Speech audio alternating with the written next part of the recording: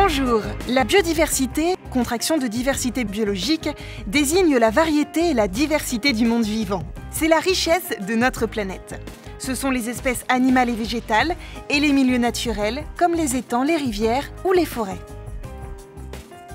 En région centre, elle est présente partout, sur des espaces remarquables comme le Perche, les étangs de la Brenne et de la Sologne, en passant par la Loire, ainsi que dans nos lieux de vie et nos campagnes. La biodiversité rend de nombreux services à l'homme. Elle lui est même vitale. Par exemple, c'est grâce à elle que nous nous nourrissons et en région centre, nous disposons de productions typiques de nos terroirs. C'est encore grâce à elle que nous innovons dans nos constructions, que nous nous chauffons, que nous fabriquons 2/3 des médicaments. Elle nous sert également pour nos activités de tourisme et de loisirs. La biodiversité, c'est également un élément régulateur indispensable au bon fonctionnement de la nature. Le maintien des zones humides permet de réduire l'impact des inondations, les insectes jouent un rôle essentiel pour la pollinisation de nos cultures, les sols et les plantes purifient l'eau. Et l'on pourrait multiplier les exemples. Hélas, si l'on n'y prend pas garde, la biodiversité est menacée. La surexploitation, l'urbanisation, les axes de transport, les espèces invasives la menacent gravement. En région centre, 50 km² de sols sont imperméabilisés chaque année. Par leurs compétences réglementaires en matière d'urbanisme, les élus jouent un rôle déterminant pour la préservation des espaces naturels et des espèces. Mais son déclin n'est pas une fatalité. Nous devons tous la prendre en compte dans nos projets. Comment ? Il faut systématiser certaines bonnes pratiques et changer nos comportements. C'est ce que nous allons découvrir maintenant. Bonjour Monsieur le maire, comment gérez-vous les espaces publics de votre commune? Nous n'utilisons plus de pesticides et nous avons remplacé ces désherbants chimiques par du désherbage alternatif, à savoir du désherbage manuel. Nous mettons des plantes vivaces, c'est-à-dire qu'il y a besoin moins d'entretien, surtout moins d'eau. Et nous laissons aussi des endroits engazonnés plutôt que de désherber. Malgré le fait de ne plus utiliser de désherbants chimiques, la ville n'était pas du tout laissée à l'abandon. Pour preuve, le 3e prix obtenu au concours du fleurissement.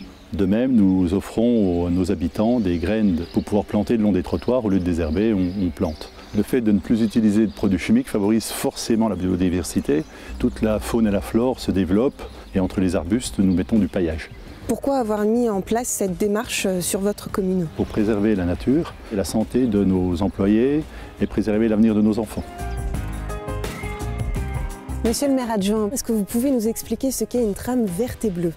Comme pour les humains, les espèces végétales et animales ont besoin de se rencontrer pour procréer, pour évoluer tout simplement. Et les corridors écologiques, puisqu'en fait il s'agit de ça, vont permettre aux espèces de se rendre d'un point à un autre. La trame verte surtout a été traduite notamment dans notre projet de plan local de l'urbanisme. À chaque fois qu'on a un projet d'urbanisation sur la commune, on imagine avec un esprit trame verte. Exemple, la rue Claude Debussy. Il y avait des grands trottoirs bitumés que l'on a cassés et on a remis des espaces verts, replanté des arbres de manière à favoriser ce déplacement de la biodiversité.